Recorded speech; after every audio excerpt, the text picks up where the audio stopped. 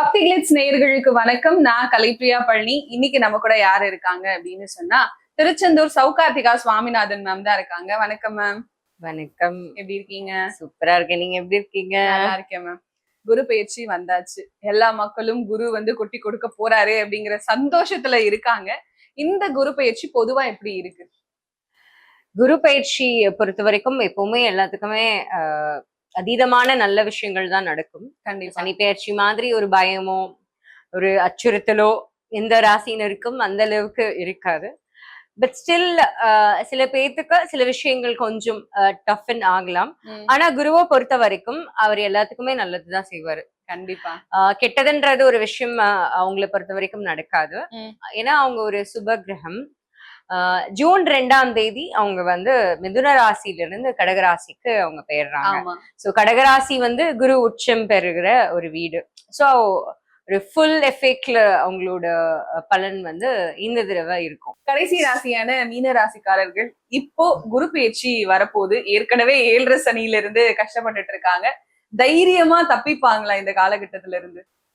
கண்டிப்பா. மீனராசி நேயர்கள் பொறுத்த வரைக்கும் பொதுவாவே கொஞ்சம் பயந்த சுபாவம் உள்ளவங்க தான்.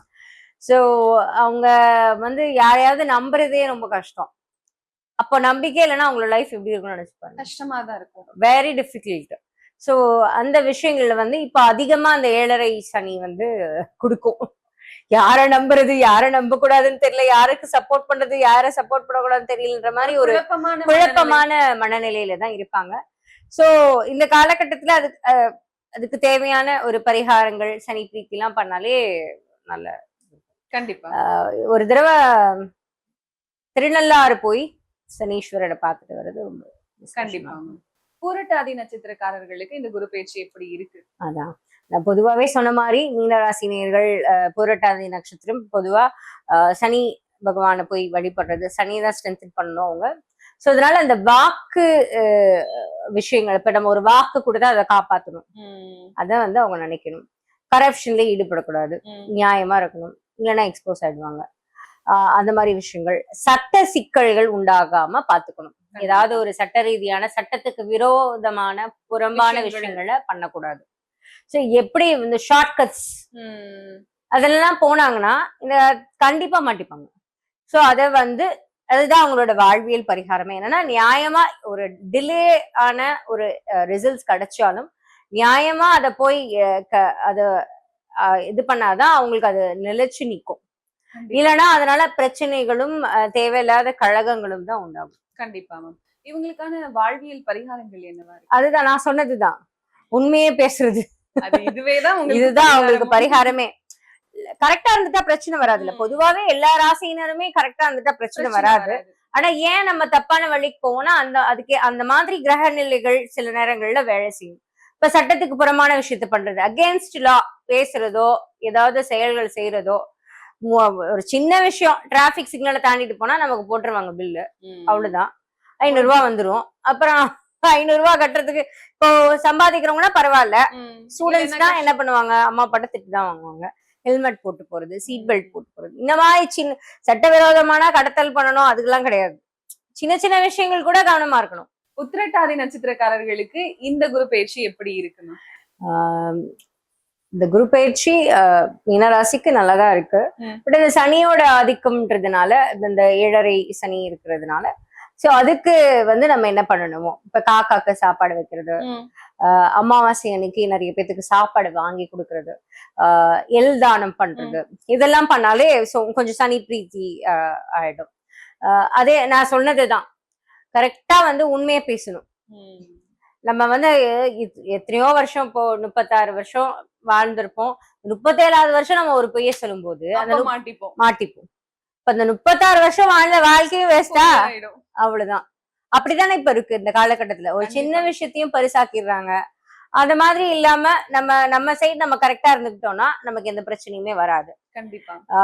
இன்னொன்னு, சனிக்கிழமை கொஞ்சம் நான்வெஜ் அவாய்ட் பண்றது, அது ஒரு நல்ல ஒரு பலன்களை கொடுக்கும். அதே மாதிரி சனிக்கிழமை கொஞ்சம் பார்த்து பேசுறது, கவனமா இது பண்றது, புது ஒரு கான்ட்ரவர்ஷியலான டிபேட்ஸ்ல எல்லாம் இது பண்ணாம, ஆர்குமெண்டேட்டிவா இல்லாம கொஞ்சம் காம் அண்ட் கம்போஸ்டா இருக்கிறது. கண்டிப்பா பொறுமையா எது பேசுறதா இருந்தாலும் பொறுமையா பேசினாலும் புரியும். ஆமா, அத கத்தி பேசணும்ன்ற அவசியம் அவசியம் இல்ல. இல்ல. கண்டிப்பா மேம். அதுதான். இவங்களுக்கான வாழ்வியல் பரிகாரங்கள் என்ன? அமைதியா இருக்கிறது. அமைதிதான். அமைதியா இருக்கிறது, எதனாலும் கொஞ்சம் பிளான் பண்ணி பண்றது. கண்டிப்பா. வடிவேல் சார் சொன்ன மாதிரிதான், எதனாலும் பிளான் பண்ணி பண்ணணும். பண்ணா இப்ப கடன்கள்லாம் இருந்தா தீந்துரும். சோ கடனை எப்படி அடைக்கலாம் அப்படின்னு அத பிளான் பிளான் பண்ணி பண்ணலாம். கொஞ்சம் கொஞ்சமா சேர்த்து அது வைக்கலாம். அந்த மாதிரி. அது அதே மாதிரி நம்மளோட ஆன்சிஸ்ட்ரல் ப்ராப்பர்ட்டி, ம். அதாவது நம்ம முன்னோர்களோட சொத்து நமக்கு கிடைக்கிறதுக்கான வாய்ப்பு, அதிர்ஷ்டம் இருக்கு இந்த காலகட்டம். கண்டிப்பா. சோ அப்படி ஏதாவது கிடைச்சா அதை கரெக்டா கிராப் பண்ணி வச்சுக்கணும். அடுத்ததா ரேவதி நட்சத்திரக்காரர்களுக்கு இந்த குரு பயிற்சி எப்படி இருக்கு? இந்த குரு பயிற்சியில வந்து ரேவதி நட்சத்திரம் வந்து ஸ்ட்ரென்தன் பண்ண வேண்டிய காரணம் புதன் பகவான்.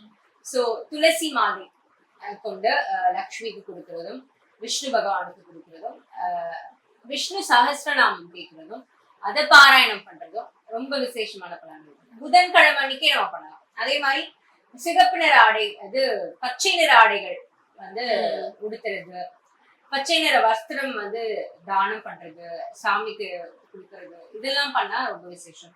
முருகனுக்கு மாலை போடுறவங்களுக்கு ட்ரெஸ் வாங்கி கொடுக்கலாம். சோ புதன் பகவானை வந்து ஸ்ட்ரென்தன் பண்ணாலே இந்த காலகட்டத்துல மிகச்சிறப்பான பலன்கள் வந்து கிடைக்கும். பச்சை பயிர் தானம் பண்றது, ஒரு காப்பர் பிளேட்ல பச்சை பயிர் வச்சுட்டு அருகம்புழு வச்சுட்டு அந்த தண்ணியில நினைச்சிட்டு சவுத் வெஸ்ட் கார்னர்ல வீட்டுல வைக்கிறது, இதெல்லாம் வந்து ஒரு மன உளைச்சலுக்கு ஆளாகாம கண்டிப்பா காப்பாற்றும். இவங்களுக்கான வாழ்வியல் பரிகாரம் என்னன்னா கம்யூனிகேஷன் ஸ்கில்ஸ் பெட்டர் பண்ணும். டிஜிட்டல் இன்ஃப்ளூயன்சஸ் அவங்களுக்கெல்லாம் இது ஒரு பொன்னான காலகட்டமா இருக்கும். ஸோ அவங்களோட இன்கம் வந்து இன்க்ரீஸ் ஆகிறதுக்கான சான்சஸ் இருக்கு. ஸோ அதே மாதிரி over helping tendency that leads to lot of problem. நான் ரொம்ப ஹெல்ப் பண்றேன், நான் ரொம்ப வந்து எல்லாருக்கும் உதவி செஞ்சுட்டே இருக்கேன்னு காட்ட தேவையில்லை, பண்ண தேவையில்லைன்னு சொல்றீங்க. அதிகமா அதனால சில மறைமுக பிரச்சனைகளை ஃபேஸ் பண்ண வேண்டியதா இருக்கும். சரி, ஹெல்ப்னா வந்து அடுத்தவங்களுக்கு காசு கொடுக்கறது, அடுத்தவங்களுக்கு ஏதாவது பொருள் கொடுக்கறது மட்டும் கிடையாது. நம்ம ஒருத்தவங்களுக்காக ஒரு விஷயத்த சொல்லி விடுறோம். இப்போ ஓகே அந்த சீட்டு தானே, ஓகே அதை வாங்கி கொடுத்துருங்க அப்படின்னு சொன்னா அப்ப அங்க பிரச்சனை வந்துடும். இவர் என்ன இதுல இருந்துகிட்டு இப்படி பண்றாங்க, நியாயமா இருப்பாங்கன்னு பார்த்தா நம்ம எல்லாம் அப்புறம் என்ன வேஸ்டா, பல பிரச்சனைகள் அதுல இருந்து வரும். சோ அதை பார்த்து கவனமா இருந்துக்கணும். மொத்தத்துல மீனராசி நேயர்கள் ஷார்ட்கட்ஸ் அவாய்ட் பண்ணணும், கம்யூனிகேஷன்ல கரெக்டா இருக்கணும், அவங்களோட இன்ஃப்ளூயன்ஸையோ அவங்களோட பொருள்களையோ தவறான முறையில உபயோகப்படுத்தக்கூடாது. இந்த குரு பயிற்சி காலகட்டம் மட்டும் இல்ல, இந்த வருடம் முழுக்க சுபிக்ஷமா இருக்கும் உங்களுக்கு. All the very best.